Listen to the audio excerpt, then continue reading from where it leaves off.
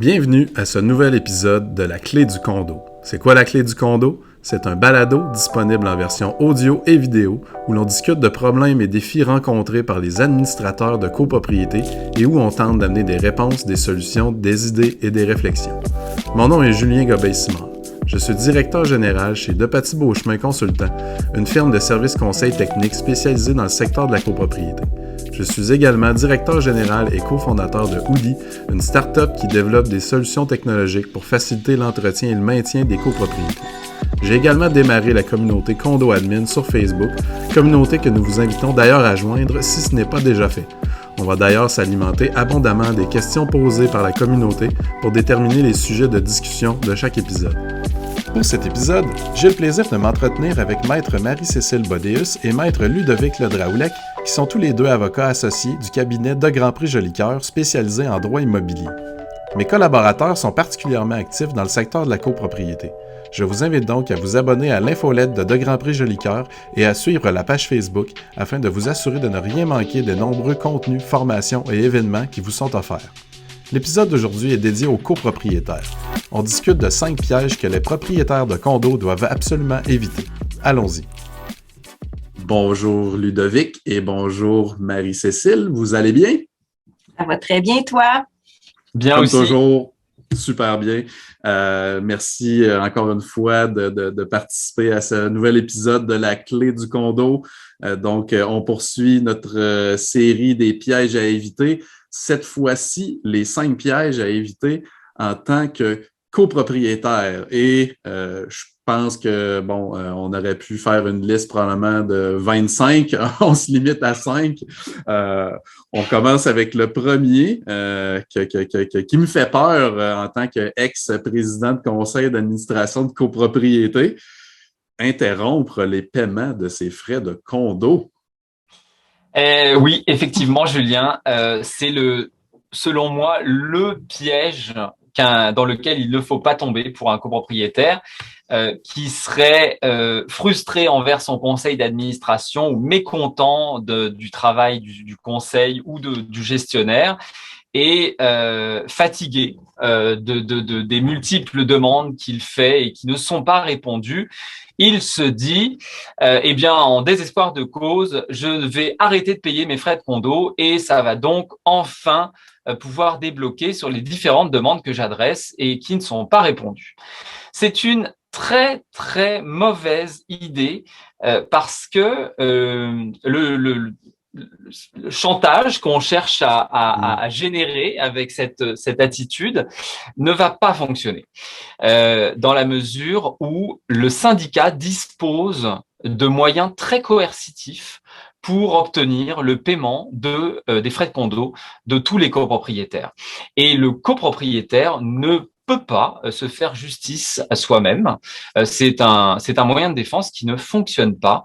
Je l'ai peut-être vu une seule fois dans toute ma carrière en jurisprudence. Peut-être, il me semble que c'était un jugement des petites créances où il y avait eu vaguement une ouverture du juge à dire que le propriétaire avait pu interrompre parce qu'il n'avait plus aucun moyen de se faire entendre.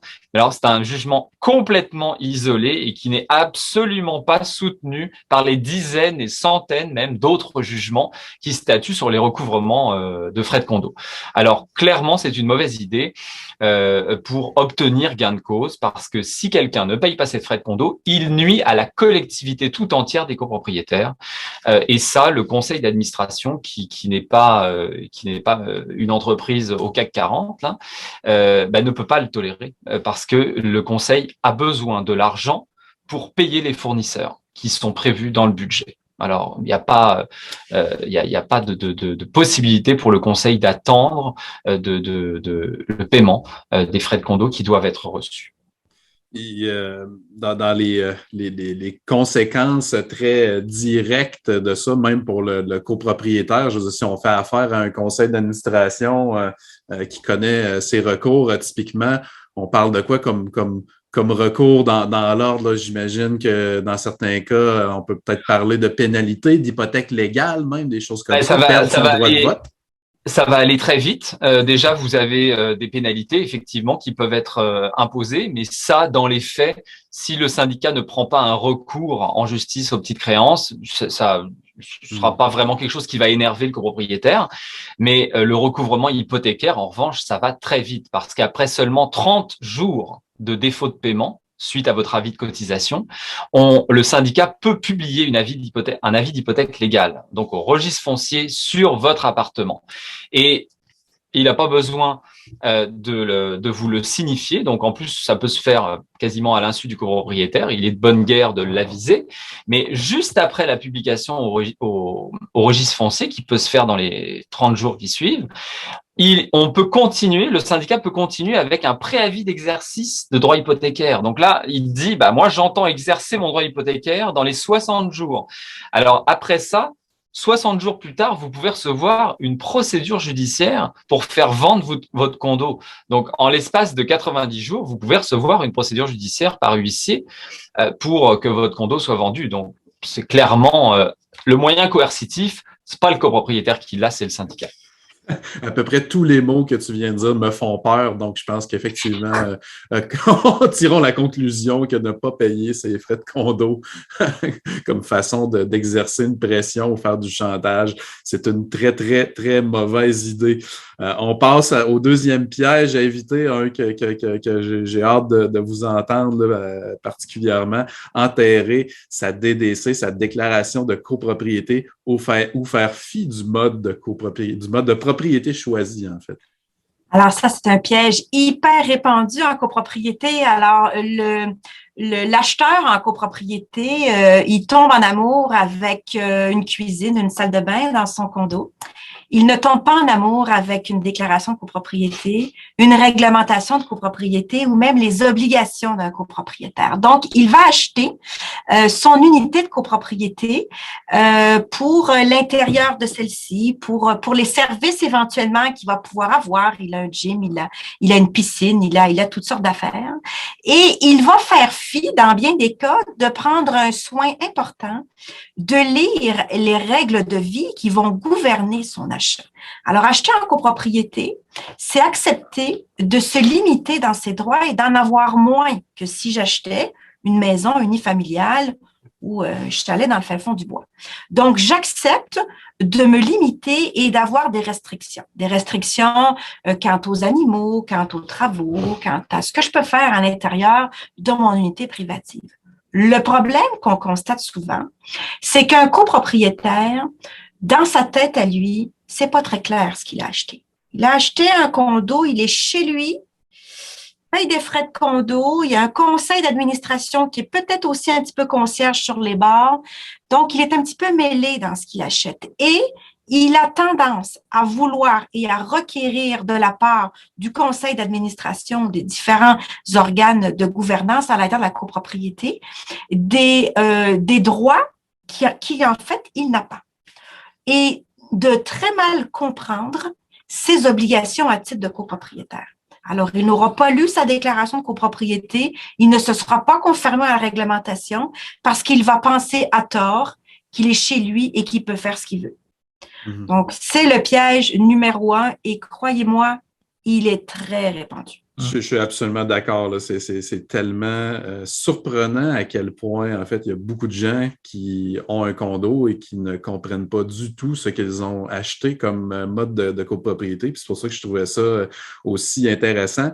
Et ma question, en fait, si on était dans un monde idéal, à quel moment et qui pourrait s'assurer que la personne qui achète une unité de condo comprend bien ce qu'elle achète, a pris connaissance de la déclaration de copropriété? Je sais qu'il y a toutes sortes de solutions possibles, mais intuitivement, vous direz que c'est qui la bonne personne pour transmettre cette connaissance, cette information-là et à quel moment ça devrait arriver? En fait, c'est une bonne question, Julien, qui a plusieurs avenues. Alors, l'information elle peut être donnée de toutes sortes de façons. Un copropriétaire diligent, il peut se faire former, il peut suivre toutes sortes de formations nécessaires, mais l'information dont il a besoin, elle est disponible et elle est à sa disposition. Alors, il va lui appartenir, par contre, à faire l'effort d'en prendre connaissance. Je m'explique. Lorsqu'il y a une transaction dans une copropriété, souvent un courtier immobilier qui est impliqué. Ce courtier-là, il détient l'information parce qu'il la requiert du syndicat de copropriété. Ensuite, la personne intéressée à acheter, donc mon acheteur en copropriété, il va signer une promesse d'achat. Dans le cadre de sa promesse d'achat, il va demander à voir les documents de la copropriété. Ce sont des clauses standards. Donc, il reçoit ces documents-là. 1 sur 2 ne la lisent pas. Donc, encore là, c'est pas qu'il a l'information, c'est qu'il décide de ne pas le faire. Ensuite, il y a transaction devant le notaire. Le notaire va lui aussi communiquer avec le syndicat.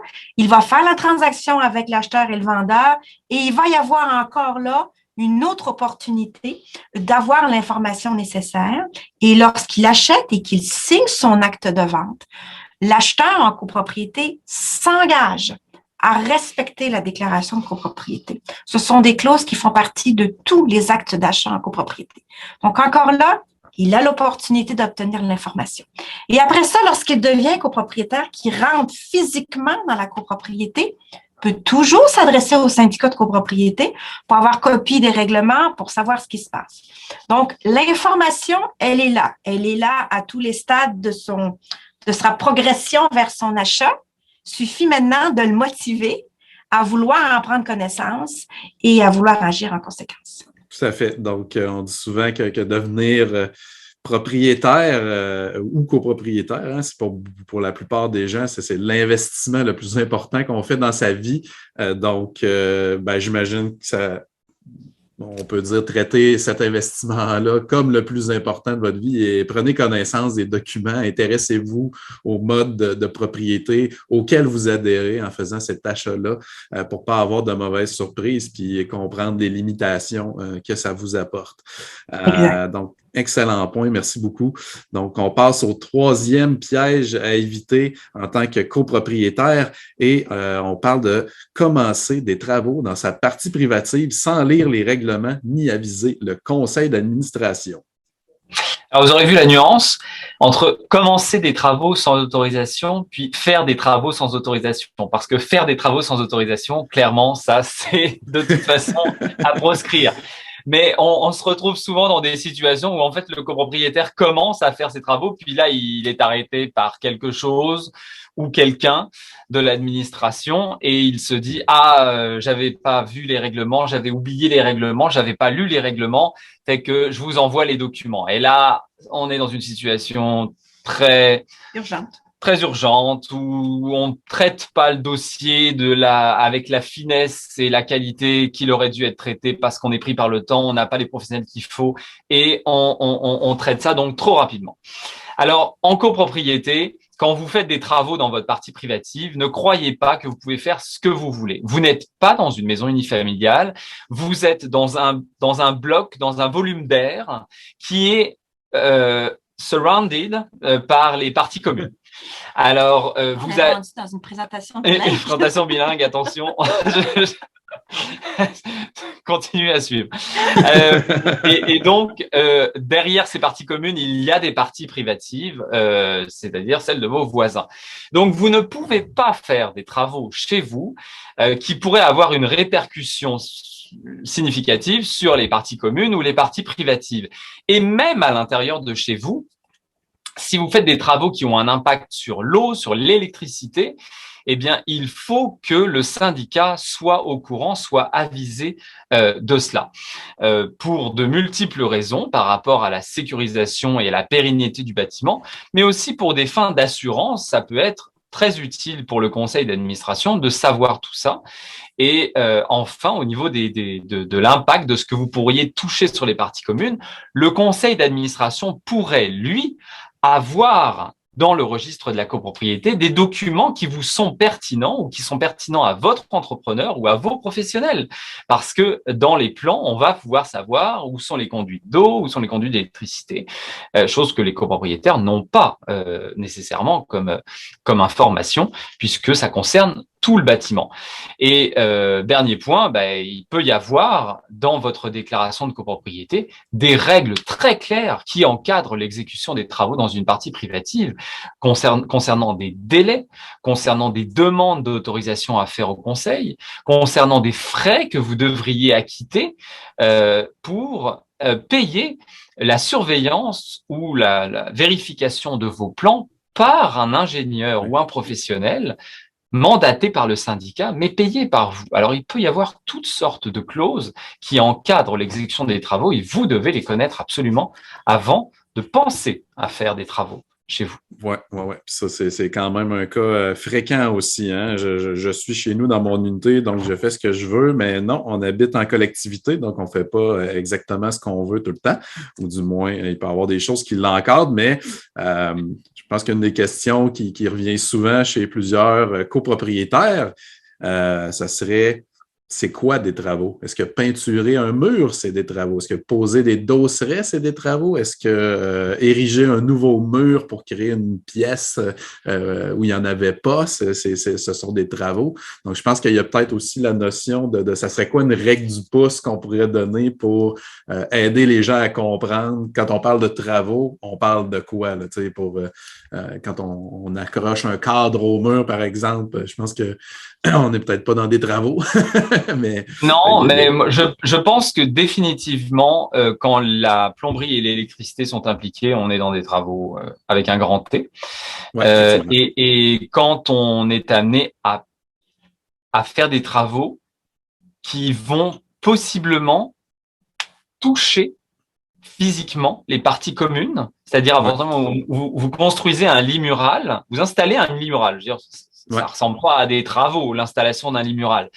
Mais l'installation d'un lit mural, ça va quand même être solidement ancré dans le mur, fait que vous allez mettre une drille assez longue et des vis assez longues dans le mur. Là, le copropriétaire doit se dire, je vais aller loin là dans le mur.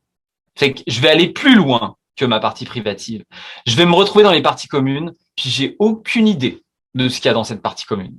Fait que ça serait peut-être mieux d'aller voir le conseil d'administration pour vérifier les plans de l'immeuble et voir s'il n'y a pas une conduite d'eau derrière ça. Je vous parle d'expériences vécues où l'entrepreneur qui l'a fait n'a pas fait cette vérification et évidemment, il a percé une conduite d'eau et évidemment, il ne s'en est pas rendu compte. Comment voir que vous percez une conduite d'eau? Alors, il a percé la conduite d'eau, il a installé son lit mural, c'est-à-dire fermé, et des mois plus tard, on s'est rendu compte que l'eau avait coulé dans toute l'enveloppe intérieure du bâtiment, jusqu'en bas, du 3e étage au rez-de-chaussée, tout plein de moisissures, et il y en avait pour, je pense, $36 000 de travaux dans un triplex. Ah oui, c'est incroyable. C'est trop bête. Je veux dire, c'est trop bête d'arriver à une situation de cette nature simplement parce qu'on n'a pas vérifié des plans. Ouais. Donc, électricité, plomberie, des ancrages, tout ce qui doit être solidement ancré, tout ce qui est destructif. Hein, si on démolit, on doit démolir un mur, une partie de mur, un plancher, du mobilier permanent comme un îlot de cuisine, des armoires de cuisine, des choses comme ça. Je pense que c'est tous des indicateurs que là, vous êtes dans les travaux, vous risquez d'affecter d'autres gens autour de vous ou les parties communes. Il peut y avoir des règles qui encadrent ça. Puis, dans le doute, vaut mieux le demander, vaut mieux aviser. C'est toujours plus prudent. Tu lèves un bon point, Julien, de la nécessité d'avoir des règlements bien rédigés aussi. Parce que dans un règlement bien rédigé, il va faire cette distinction-là qui pourrait être troublante pour un copropriétaire. Il va lister la liste des travaux qui nécessitent des autorisations. Il va aussi lister la liste des travaux qui vont nécessiter un recours à des tiers comme des experts, par exemple. Alors, plus vos règlements sont bien rédigés et précis, plus on va s'assurer d'un meilleur respect puis d'une moins grande confusion parmi les copropriétaires. Oui, définitivement, j'aime ça. Excellent, on passe au 4e piège. être absent aux assemblées de copropriétaires? Alors, moi, je vais vous dire, ça fait 25 ans que je fais de la copropriété et je ne comprends toujours pas le désintérêt marqué des copropriétaires année après année pour leur assemblée de copropriétaires. Alors, on achète une unité de copropriété. Tout à l'heure, tu parlais de l'investissement le plus grand de leur vie. Actuellement, avec la flambée des prix, c'est vraiment l'investissement le plus important. On engloutit des centaines et des centaines de milliers de dollars dans un bien et on ne s'intéresse pas à la façon dont il est administré et à sa pérennité. Alors, je ne saisis pas. Il y a quelques années, je disais au conseil d'administration qui se battait pour avoir des copropriétaires en assemblée, augmentez vos budgets, faites des cotisations spéciales, ils vont tous arriver parce qu'ils veulent pas payer. Aujourd'hui, c'est même plus vrai. Alors, on fait ça et ils viennent pas plus. Alors, et pas plus, pas parce qu'ils peuvent pas se déplacer. On vit du virtuel maintenant depuis 1 an et demi et on constate encore que les assemblées ne sont pas capables de se tenir la première fois parce qu'il n'y a pas quorum. Alors, il y a un désintérêt de la part de ces copropriétaires-là pour leur investissement qui est dramatique parce que lors de cette assemblée, l'assemblée annuelle en fait, qui est l'assemblée obligatoire par année, il y a une décision fondamentale qui se prend pour l'avenir de la copropriété et la préservation de notre bien. C'est le dernier point de l'ordre du jour, c'est l'élection du conseil d'administration. Alors, à chaque année, on procède à l'élection du conseil et on dit à ces 3, 4, 5 personnes, voici, je te donne un chèque en blanc pour pouvoir gérer mon investissement, t'assurer qu'il est conservé, réparé, puis qu'à la fin, là, quand je vais m'en aller, je vais le vendre avec un bon profit. C'est ça qu'on fait à l'assemblée annuelle. Et vu que les copropriétaires viennent pas, c'est toujours les mêmes qui sont là, ben on réélit des gens qui, des fois, ne devraient plus être sur les conseils d'administration, ou on procède à l'élection de pauvres volontaires qui ne savent pas du tout dans quoi ils s'embarquent et qui feront probablement une très pauvre job, probablement parce soit ils n'ont pas les compétences ou ils n'ont certainement pas la connaissance pour le faire. Et ça ne semble pas déranger une grande majorité de copropriétaires. Alors c'est désolant. Alors, c'est tout ce que je peux vous dire. Je trouve ça désolant et je n'ai plus de recette. Donc, ma recette qui consistait à leur dire on va augmenter vos frais de condo. Et là, ils s'en venaient, puis ils étaient choqués, puis au moins, on les voyait.